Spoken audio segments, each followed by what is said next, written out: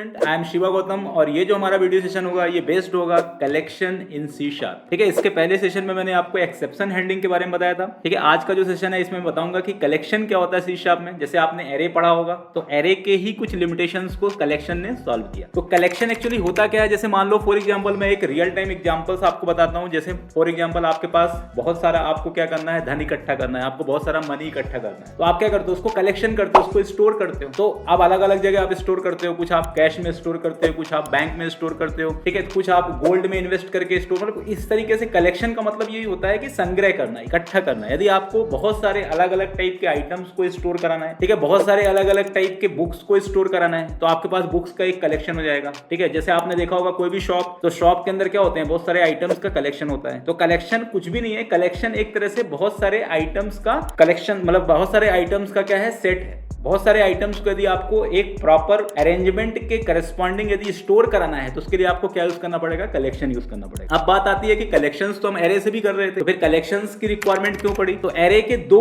Limitation, पहला limitation array का क्या है कि एरे की जो साइज होती है वो क्या होती है, फिक्स्ड होती है। मतलब एरे के अंदर आपको साइज पहले से देना पड़ेगा कि मुझे 10 एलिमेंट स्टोर कराना है तो आपको 10 साइज देना पड़ेगा, 50 एलिमेंट स्टोर कराना है तो 50 साइज देना पड़ेगा। और एरे का जो दूसरा लिमिटेशन है कि एरे के अंदर जो एलिमेंट्स के जो डेटा टाइप होते हैं वो क्या होते हैं, फिक्स होते हैं। जैसे आपको इंटीजर का एरे बनाओगे तो सिर्फ इंटीजर को ही कंटेन करेगा, फ्लोट का एरे बनाओगे तो फ्लोट को कंटेन करेगा। कलेक्शन में ये सब बातें नहीं है। कलेक्शन में आप किसी भी टाइप का एलिमेंट आप स्टोर कर सकते हो, इसमें कोई हेडेक वाली बात नहीं है। कलेक्शन में आप ऑब्जेक्ट टाइप में डेटा स्टोर करते हो और आपको पता होना चाहिए कि जो ऑब्जेक्ट टाइप होता है ये किसी भी टाइप को कंटेन कर सकता है। ठीक है, तो मैं वन बाय वन आपको प्रैक्टिकली कलेक्शन के बारे में बताता हूं कि कलेक्शंस का डेफिनेशंस क्या है।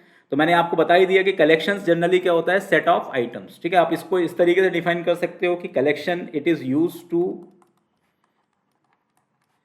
Store set of items without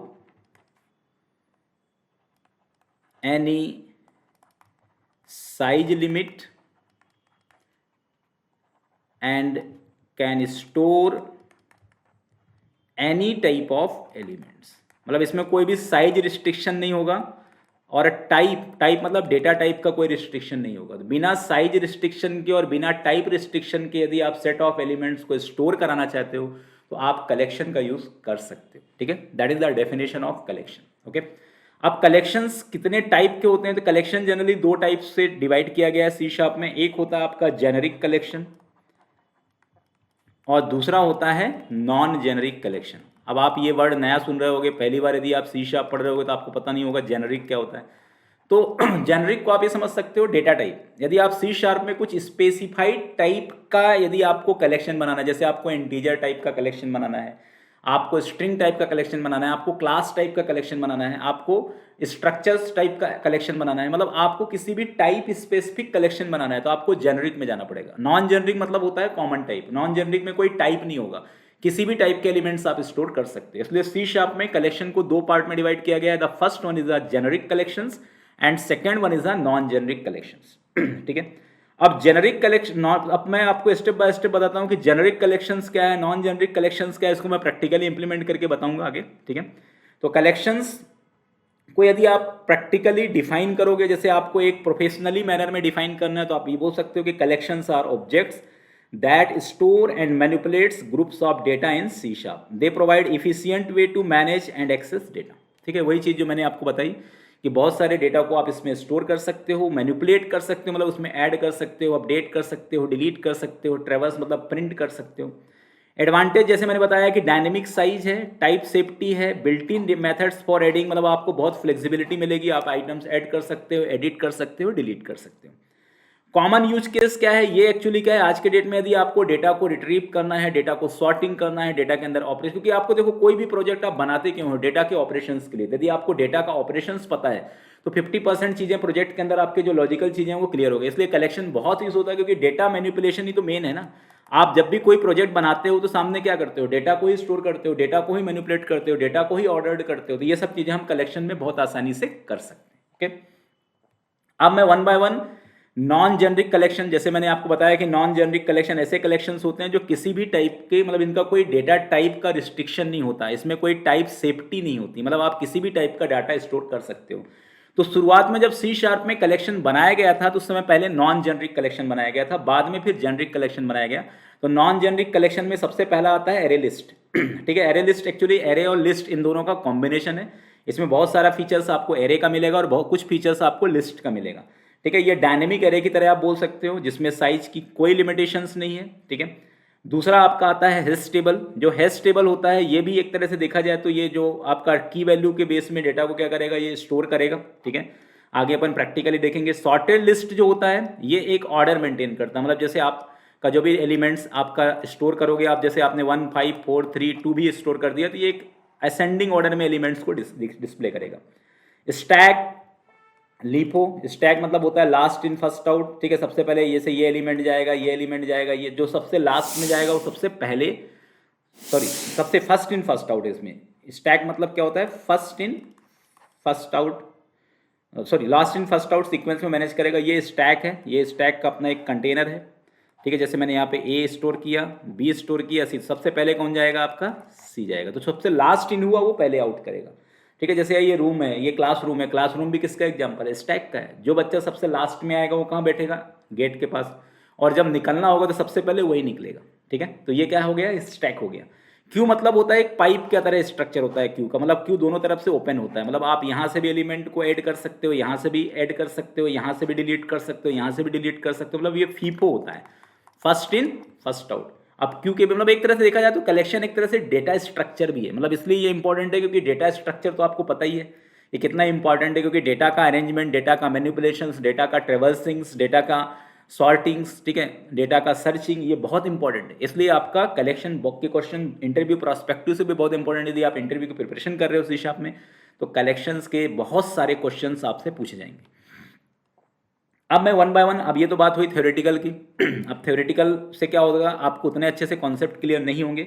अब मैं इसको प्रैक्टिकली आपके सामने इंप्लीमेंट करके बताता हूँ। ठीक है, प्रैक्टिकल के लिए हमें क्या करना पड़ेगा, पहले विजुअल स्टूडियो ओपन करना पड़ेगा। विजुअल स्टूडियो कम्युनिटी एडिशन 2022 आप इंस्टॉल करिए और इसी में आप प्रोग्राम बनाइए। ठीक है, अब मैं विजुअल स्टूडियो के अंदर जाता हूँ, एक छोटा सा कोई प्रोग्राम इसके अंदर लेता हूँ मैं, फंडामेंटल जो हमारा ये प्रोजेक्ट है। ठीक है, बाद में मैं इस प्रोजेक्ट को गिटहब के अंदर रख करके इसका लिंक भी दे दूंगा, जिससे आपको पूरे प्रोग्राम्स एक साथ मिल जाएंगे। ठीक है, ये आपके प्रैक्टिस के लिए भी क्या रहेगा, बेटर रहेगा। ठीक है, तो इतने सारे प्रोग्राम हम बना चुके हैं इसमें ऑलरेडी अपने सेशन में। अब ये प्रोग्राम के लिए मैं इसका छोटा एक एक नाम दे देता हूँ, ऐसा नाम मैं दे रहा हूँ जिससे आपको आसानी होगी ढूंढने में। ठीक है, इसका नाम मैं दे देता हूँ ऐड, यहाँ पर गया, इसका नाम दे दिया मैंने न्यू आइटम, इसका नाम दे दिया मैंने कलेक्शन एग्जाम्पल। ठीक है, तो देखो कलेक्शन एग्जाम्पल, कलेक्शन जो होता है ना वो बहुत ही इंटरेस्टिंग टॉपिक है, क्योंकि ये एलिमेंट को स्टोर करने का काम करेगा, एलिमेंट्स को ट्रेवर्स करने का काम करेगा। अब मैंने यहाँ पे public static void main string, यहाँ पे नाम दे दिया मैंने args। ठीक है, ये मैंने यहाँ पे डेटा स्टोर किया। अब हम सबसे पहले बात करेंगे एरे लिस्ट को, कि एरे लिस्ट किस तरीके से, एरे लिस्ट एक क्लास है और आपको बहुत अच्छे से जानकारी है कि किसी भी क्लास का यदि आपको यूज़ करना है तो आपको क्या करना पड़ेगा, उस क्लास का ऑब्जेक्ट बनाना पड़ेगा। अब देखो सी शार्प के अंदर कलेक्शन के अंदर का जो नेम स्पेस होता है वो पहले से ही बना के रखता है। देखो कितना इंपॉर्टेंट है कलेक्शन। देखो ये नेम स्पेस आप पहले क्लास से देख रहे होगे, अभी तक डिसेबल था, अभी इनेबल हुआ है। तो कलेक्शन क्या है, बहुत पहले से क्या है आपके एप्लीकेशंस में प्रेजेंट है। अब इसमें एलिमेंट्स आपको ऐड करना है तो इसके लिए मेथड क्या है, ऐड मेथड है। मैंने क्या ऐड कर दिया, कुछ भी 1 ऐड कर दिया। ठीक है, इसके बाद मैंने और क्या ऐड कर दिया इसमें मैंने ऐड कर दिया सी ऐड कर दिया, मतलब देखो एक इंटीजर ऐड कर दिया, एक कैरेक्टर ऐड कर दिया। फिर यहाँ पे मैंने ऐड करा, इसमें क्या ऐड कर दिया मैंने, इसमें जावा ऐड कर दिया। तो मैंने यहाँ पे अलग अलग टाइप का एलिमेंट, यहाँ पे फिर से मैंने obj डॉट ऐड करा। क्या ऐड करूँगा मैं यहाँ पे 12.34 इस तरीके से मैंने एलिमेंट क्या कर दिया, इसके अंदर ऐड कर दिया। तो ये कलेक्शन के अंदर एलिमेंट ऐड कर दिया। अब इसको जब तक मैं एक्सेस नहीं करूँगा, एक्सेस करने के लिए सी शार्प में सबसे अच्छा लूप कौन है, फॉर ईच लूप है, कलेक्शन के लिए बेस्ट है ये। ठीक है, अब कलेक्शन के लिए यहाँ पे मुझे किस टाइप का डाटा लेना पड़ेगा, ऑब्जेक्ट। ठीक है, आपने ऑब्जेक्ट पढ़ा है सी शार्प में, ऑब्जेक्ट एक टाइप होता है जो कॉमन टाइप के एलिमेंट्स को स्टोर करता है। ये आ गया console dot right line. Okay, अब यहाँ पर मैंने आई को प्रिंट कर दिया। ठीक है, नाउ बिल्ड द प्रोग्राम, ये हो गया आपका कलेक्शन। ठीक है, इसमें बहुत सारे एलिमेंट्स आपके, मतलब 4 एलिमेंट्स अलग अलग टाइप के मैंने स्टोर कर लिए। एक इंटीजर है, दूसरा स्ट्रिंग है, तीसरा स्ट्रिंग है और चौथा फ्लोट है। ठीक है, अब मैं यहाँ पे राइट क्लिक करूँगा, प्रॉपर्टीज़ में जाऊँगा। प्रॉपर्टीज़ में जाने के बाद अपने को कहाँ जाना है, स्टार्टअप ऑब्जेक्ट में जाना है। ठीक है, स्टार्टअप ऑब्जेक्ट आपको मिल जाएगा, ये देखिए।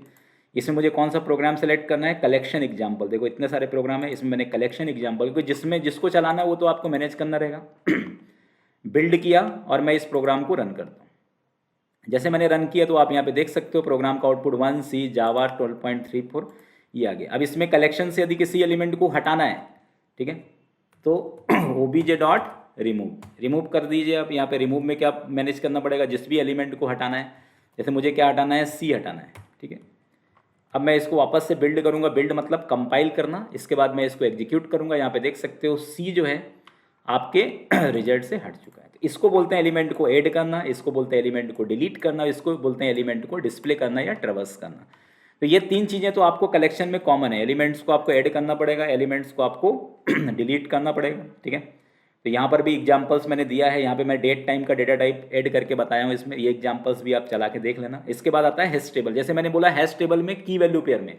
अब की वैल्यू पेयर क्या होता है, जो सबसे अच्छा एग्जांपल मैं आपको ट्रेन का देता हूँ। जैसे आपको ट्रेन में बैठना है तो आपका की क्या हो जाएगा, स्लीपर S1 क्या हो गया, आपका की हो गया।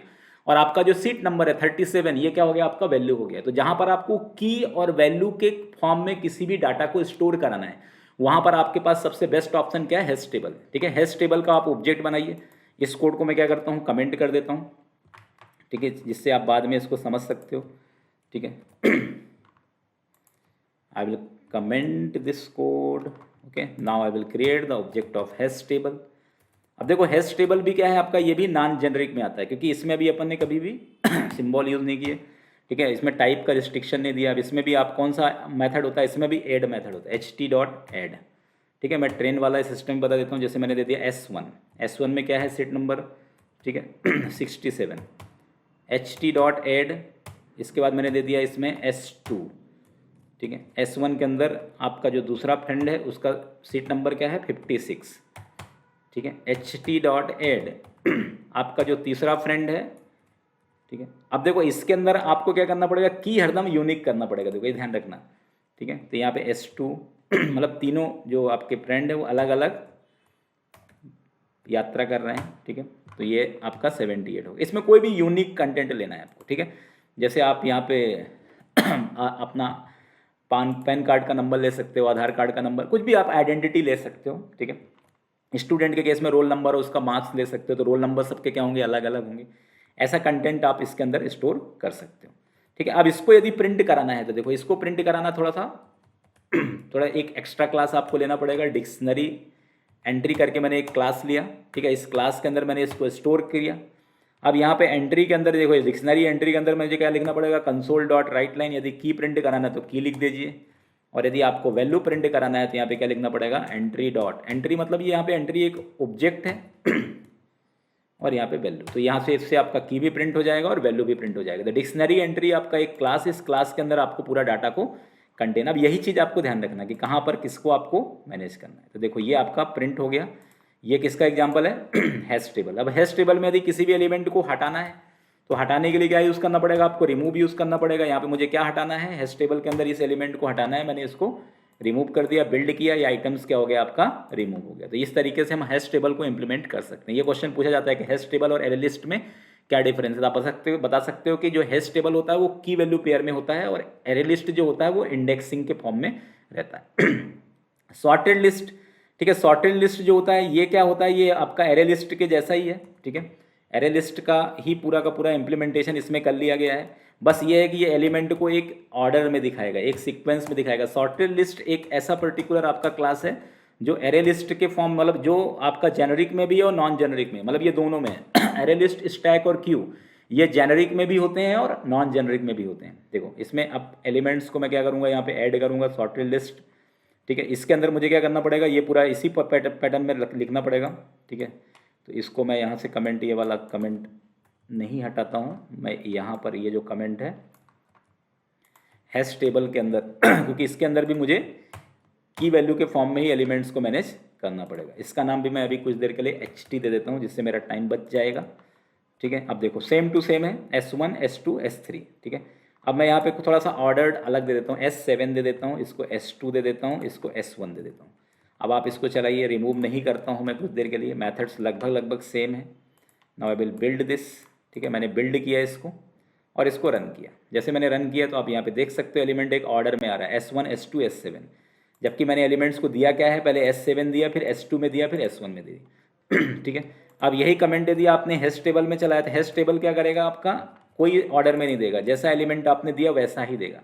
तो ये मेन डिफरेंस होता है हैश टेबल और सॉर्टेड सेट में। ठीक है, सॉर्टेड सेट जो है आपका एक ऑर्डर में एलिमेंट्स को डिस्प्ले करेगा। नेक्स्ट है आपका स्टैक। अब स्टैक तो मैंने आपको बताया ही, last in first out sequence में स्टैक आपका चलता है। ठीक है, स्टैक के अंदर भी एलिमेंट्स आपको कौन सा मेथड, अब इसका मेथड थोड़ा सा डिफरेंट है। देखो स्टैक का मेथड क्या है आपका, डिफरेंट मेथड है। ठीक है, अब ये पूरा कोड मैं कमेंट कर देता हूँ यहाँ पे, ये पूरा मेरा कोड कमेंट हो गया। नए सिरे से मैं यहाँ पे स्टैक का लिख रहा हूँ, stack st equal to new stack. ठीक है, इसके बाद st डॉट पुश मतलब सबसे पहले कौन सा एलिमेंट मैंने ऐड किया, 1 किया, फिर st डॉट पुश, फिर क्या किया मैंने 2 किया, फिर st डॉट पुश, फिर क्या किया मैंने यहाँ पे 3 किया। ठीक है, अब इसको मैं फॉर ईच लूप के थ्रू शो कराता हूँ। यहाँ पर दे दिया मैंने, यहाँ पे वैर भी ले सकते हो, वैर अनडिफाइंड टाइप है, सबसे बेस्ट टाइप है ये, कंसोल डॉट राइट लाइन। अब यहाँ पे आप देखोगे कि जो एलिमेंट्स मैंने आइटम प्रिंट करा है, इसमें सबसे पहले क्या प्रिंट होगा आपका 3 होगा। ठीक है, फिर इसके बाद क्या होगा आपका 2 होगा, फिर इसके बाद क्या होगा आपका 1 होगा। ठीक है, now I will implement this. तो यहाँ पे देख सकते हो गया क्या है 1 2 3, लेकिन आया कैसा 3 2 1, क्योंकि ये स्टैक है। स्टैक में मैंने बताया था कि जो सबसे लास्ट इन होगा वो सबसे फर्स्ट आउट होगा। लास्ट इन कौन सा हुआ 3, तो फर्स्ट आउट कौन सा हुआ 3। ठीक है, तो ये हो गया आपका स्टैक का एग्जाम्पल। इसके बाद आता है आपका क्यू। जो क्यू होता है ये किस में चलता है, फर्स्ट इन फर्स्ट आउट में चलता है। ठीक है, अब इनके मेथड भी थोड़े अलग अलग है। देखो जैसे मैं यदि क्यू की बात करूं तो क्यू जो है queue equal to new queue, इसके लिए इन क्यू करके मेथड होता है इंसर्ट करने के लिए। ठीक है, जैसे स्टैक के अंदर पुश होता है वैसे इसके अंदर इन क्यू होता है। यहाँ पर मैंने 4 एलिमेंट्स ऐड कर दिए। ठीक है, अब इसको मैं प्रिंट कराता हूँ। इसके लिए भी मैं for each loop he use करूँगा। मैंने फॉर ईच लूप यहाँ पे यूज़ करा, इसमें दे दिया मैंने क्यू।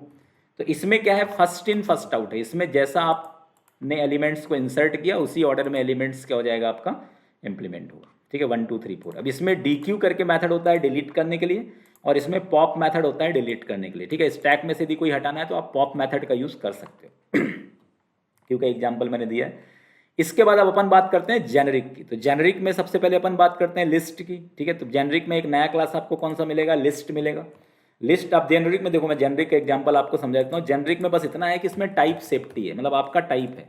जैसे आपने नाम के साथ अपना सरनेम लगा दिया तो क्या हो गया, आपका टाइप सेफ हो गया। मतलब आप आपका नाम के साथ सरनेम लगा, जो उसने सरनेम नहीं लगाया वो क्या है, उसका टाइप का आपको उसका सरनेम आपको पता नहीं चलता है। ठीक है, वैसे ही यहाँ पर लिस्ट के अंदर इंटीजर लगा दिया, मतलब अब ये रिस्ट्रिक्ट कर दिया कि अब ये इंटीजर टाइप के एलिमेंट्स को ही क्या करेगा, स्टोर करेगा। ये दूसरे टाइप के एलिमेंट को स्टोर नहीं करेगा। यदि आप दूसरे टाइप के एलिमेंट को स्टोर करने जाओगे तो ये आपको एरर दे देगा। ठीक है, तो बस ये डिफरेंस है और कोई ज़्यादा कोई डिफरेंस नहीं है कि कुछ नया नहीं कर दिया जेनरिक ने। जेनरिक मतलब टाइप, आप टाइप में यहाँ पे क्लास का नाम भी दे सकते हो। बस ये ध्यान रखना कि ये जो एंगुलर ब्रैकेट है ये इसमें लगता है। ठीक है, जेनरिक के अंदर खास पहचानने का सबसे अच्छा तरीका ये है कि आप इसमें देख लो कि इसमें क्या लगेगा, आपका एंगुलर ब्रैकेट लगेगा। एंगुलर ब्रैकेट जिसमें लगा मतलब वो क्या है, जेनरिक है। ठीक है, मैंने देखो लिस्ट का नाम क्या दिया, लिस्ट दिया। लिस्ट की वैल्यू आपकी कॉपी हो गई किसके अंदर, आइटम। बाकी मेथड वही है, ऐड रिमूव।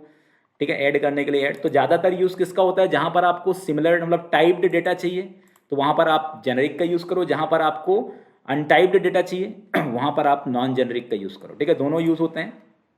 इसके बाद डिक्शनरी। डिक्शनरी जैसे अभी अपने हैश टेबल देखा, तो हैश टेबल जो होता है वो क्या है आपका नॉन जेनरिक है। तो हैश टेबल के सब्स्टिट्यूट में क्या बना दिया गया, डिक्शनरी बना दिया गया। ठीक है, डिक्शनरी क्या करेगा, आपका की वैल्यू के फॉर्म में डेटा को स्टोर करेगा। तो हम एक बार डिक्शनरी भी देख सकते हैं। देखो डिक्शनरी का जो कोड है पूरा का पूरा, जो हैश टेबल का जो कोड अपन ने मैनेज किया था ना, वही सेम टू सेम कोड होगा, इसलिए मैंने ये पूरा कोड उठाया। तो एक कलेक्शन यदि आपने देख लिया तो सब ऑटोमेटिकली आपको दूसरे भी आ जाएंगे। ठीक है, यहाँ पर मैंने डिक्शनरी ले लिया, डिक्शनरी का नाम दे दिया। डिक्शनरी के अंदर मैं क्या दूंगा, यहाँ पे डिक्शनरी, और यहाँ पे दे दिया मैंने स्ट्रिंग। स्ट्रिंग क्या दे दिया मैंने, यहाँ पे की दे दिया। और यहाँ पे इंटीजर, इंट जो है वो मैंने क्या दे दिया, यहाँ पे वैल्यू दे दिया। ht equal to new dictionary ले लिया अपन ने। ठीक है, तो डिक्शनरी के अंदर आपको की वैल्यू पेयर में आप डेटा क्या कर सकते हो, स्टोर कर सकते हो। ये डिक्शनरी का एक एडवांटेज है। ठीक है, बाकी आप इस तरीके से डाटा इसके अंदर अपन ने मैनेज कर लिया। इसमें की वैल्यू पेयर करके एक क्लास होता है, जैसे इसमें डिक्शनरी एंट्री होता है। तो बस आपको यही चीज़ याद रखना है, इसमें कौन सा क्लास होता है, की वैल्यू पेयर। इसमें भी आपको क्या करना पड़ेगा, की वैल्यू का फॉर्म देना पड़ेगा, जैसे स्ट्रिंग देना है तो स्ट्रिंग और इंट देना है तो इंट, इस तरीके से आपको इसमें मैनेज करना है। बाकी मेथड सेम है, एंट्री डॉट की और एंट्री डॉट वैल्यू इसमें भी है। तो डिक्शनरी और हैश टेबल, इसके अंदर बहुत डिफरेंस पूछा जाता है, तो दोनों में बिल्कुल आप कंफ्यूज मत होइए।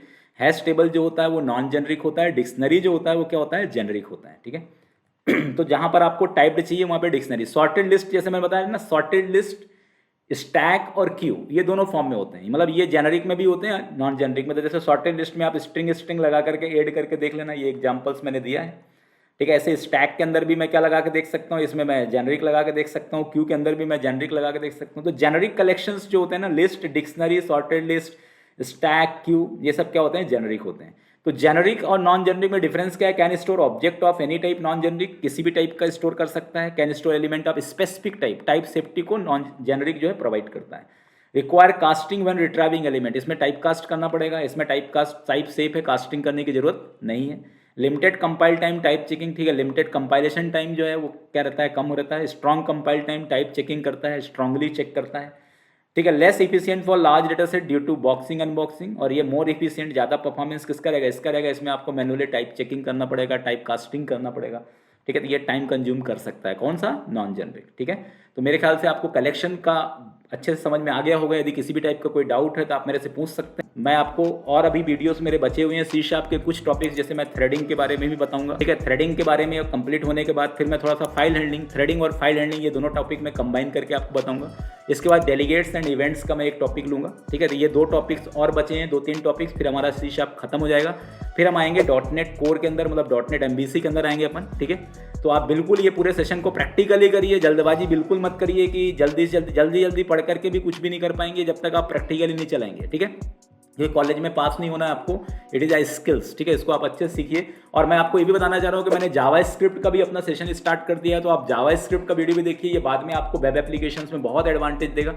इसलिए जावा स्क्रिप्ट और C# ये दोनों आपको आना चाहिए। तो जावा स्क्रिप्ट का भी वीडियो ज़्यादा से ज़्यादा शेयर करिए, ज़्यादा देखिए, ठीक है। और ये वीडियोज़ भी शेयर करिए और देखिए, ठीक है। जितना ज़्यादा आप शेयर करेंगे उतना बेटर रहेगा। और बता रहा हूँ मैं कि C# और जावा लगभग इक्विवेलेंट है, ठीक है। तो C# यदि आपको आगे आ गया तो जावा भी आ जाएगा, जावा यदि आ गया तो C# भी आ जाएगा, ठीक है। Thank you.